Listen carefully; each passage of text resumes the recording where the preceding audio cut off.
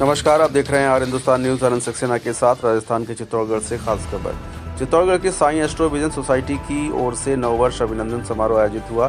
Society सचिव हरदीप कौर ने बताया कि पार्श्व गायक कवि नीरज महंत कपूर के जन्मदिवस और आर.डी. बर्मन की पुण्यतिथि के अवसर पर सोसाइटी सदस्यों द्वारा समकालीन गीत गाकर नव वर्ष की अभिनंदन एवं उन्हें श्रद्धांजलि दी गई।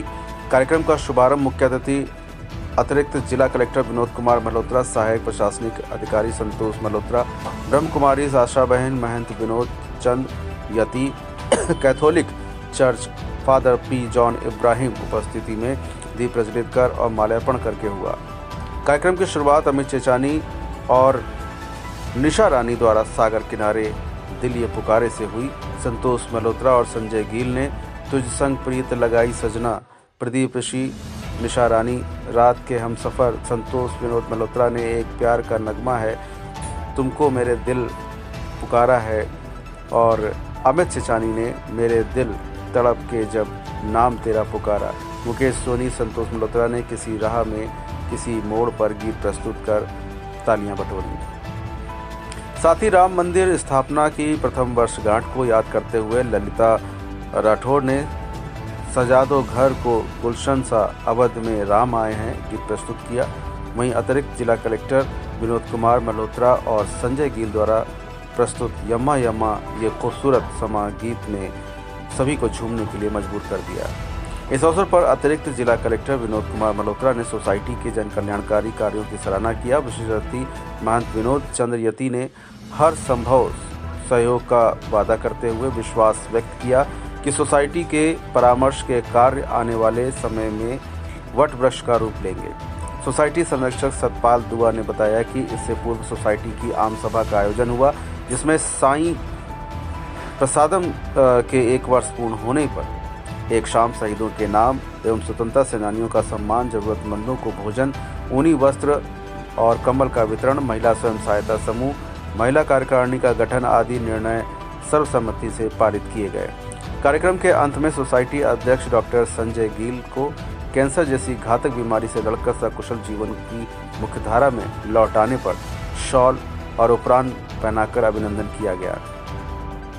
सोसाइटी के इस कार्यक्रम में चंद्रशेखर सोनी, हरीश सोनी, रेणु सोमानी, राजेंद्र सोमानी, लक्ष्मीकांत दायमा, कृष्णा कंवर, कमल चोखड़ा, सतपाल दुआ, ममता सोनी, आदित्य शुक्ला, चैतन्य गुप्ता, राकेश सहलोत, रेखा जैन मौजूद थे। कार्यक्रम का संयोजन शिक्षाविद डॉक्टर कनक जैन ने किया। फिलहाल अब सुरक्षित रहिए, जुड़े रहिए आर हिंदुस्तान से। नमस्कार। जो भी करते हो बहुत, इससे महादान है, इससे बड़ा दान है रक्तदान, जो बहुत बहुत अच्छे से आयोजन होते हैं। अभी भिलवाड़े में कहता है कि अच्छा रक्तदान था मिलने वाले का, तो उस तरह की जिंदगी मिलती है। लेकिन आप क्या जीने की राह दिखाते हो लोगों को। मैं भगवान से ये प्रार्थना करूँगा कि हमारे संजय जी हमेशा स्वस्थ रहे, मस्त रहे, व्यस्त रहे। जय माता दी। एक बार आयोजन होते थे, उन आयोजनों में हम सहज रूप से मिलना जुलना, और इतनी सहज प्रवृत्ति आपकी जो मैंने महसूस किया है, क्योंकि कनक जी बिल्कुल सही कह रहे हैं। एक विचारधारा यह है कि हर मनुष्य कहीं ना कहीं पर लागत लाभ देखता है, बहुत स्वाभाविक है। हम लोग समाज शास्त्र में एक अप्रोच है, एक उपागम है जिसको सिंबॉलिक इंटरेक्शन। हर व्यक्ति कोई भी कर्म करता है तो लागत लाभ देख, वो लागत लाभ वो चाहे भौतिक रूप में हो, अभौतिक रूप में हो, किसी न किसी रूप में उसके मन में रहता है। लेकिन मैं चाहूंगा कि आप जोरदार तालियों से, करतल ध्वनि से इस व्यक्तित्व को स्वागत करें। क्योंकि सबसे बड़ी बात यह कि ऐसे व्यक्तित्व जिन्होंने कभी भी इस प्रकार की बिल्कुल निर्लिप्त भाव से हर चीज को सहजता से, और उससे भी बड़ी बात एक और है जो हम मनुष्य सोचते हैं, बड़ी बड़ी विचित्र बात है कि कोई ऐसी बात। पुस्तक है जिनका नाम मार्क है, उसका 4 अध्याय के 35 वचन से वहां पर एक अनुभव, जैसे अभी संजय जी जिस परिस्थिति से होकर गया, ऐसा एक परिस्थिति यीशु मसीह के चेलों के साथ घटी, वो मैं आपके सामने पढ़ना चाहूंगा। उसी दिन जब सांझ हुई तो उसने उनसे कहा, आओ हम पार चले। यीशु मसीह ने अपने 12 चेलों से कहा कि आओ हम पार चले। क्या हुआ आगे हम पढ़ते हैं, और वे भीड़ को छोड़कर जैसा वह था वैसा ही उसे नाव पर साथ ले चले, और उसके साथ और भी नावें थी। जो भी करते हो बहुत, ये सबसे महादान है। इससे बड़ा दान है रक्तदान, जो बहुत बहुत अच्छे से आयोजन होते हैं। अभी बिलाल भी में कहता है कि अच्छा रक्तदान था मिलने वाले का, तो उस तरह की जिंदगी मिलती है। लेकिन आप क्या जीने की राह दिखाते हो लोगों को। मैं भगवान से ये प्रार्थना करूँगा कि हमारे संजय जी हमेशा स्वस्थ रहे, मस्त रहे, व्यस्त रहे।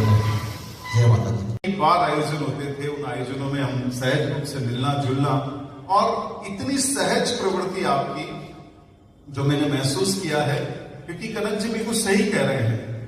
एक विचारधारा यह है कि हर मनुष्य कहीं ना कहीं पर लागत लाभ देखता है, बहुत स्वाभाविक है। हम लोग समाजशास्त्र में एक अप्रोच है, एक उपागम है जिसको सिंबॉलिक इंप्रेशनिज्म। हर व्यक्ति कोई भी कर्म करता है तो लागत लाभ देख, वो लागत लाभ वो चाहे भौतिक रूप में हो, अभौतिक रूप में हो, किसी न किसी रूप में उसके मन में रहता है।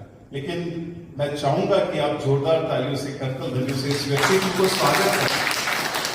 क्योंकि सबसे बड़ी बात यह कि ऐसे व्यक्तित्व जिन्होंने कभी भी इस प्रकार की बिल्कुल निर्लिप्त भाव से हर चीज को सहजता से, और उससे भी बड़ी बात एक और है जो हम मनुष्य सोचते हैं, बड़ी बड़ी विचित्र बात है कि कोई ऐसी बात। पुस्तक है जिनका नाम मार्क है, उसका 4 अध्याय के 35 वचन से वहां पर एक अनुभव, जैसे अभी संजय जी जिस परिस्थिति से होकर गया, ऐसा एक परिस्थिति यीशु मसीह के चेलों के साथ देखी, वो मैं आपके सामने पढ़ना चाहूंगा।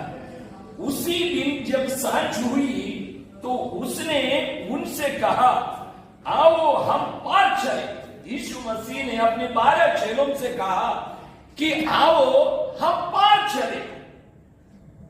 क्या हुआ आगे हम पढ़ते हैं, और वे भीड़ को छोड़कर जैसा वह था वैसा ही उसे नाव पर साथ ले चले, और उसके साथ और भी नावें थी।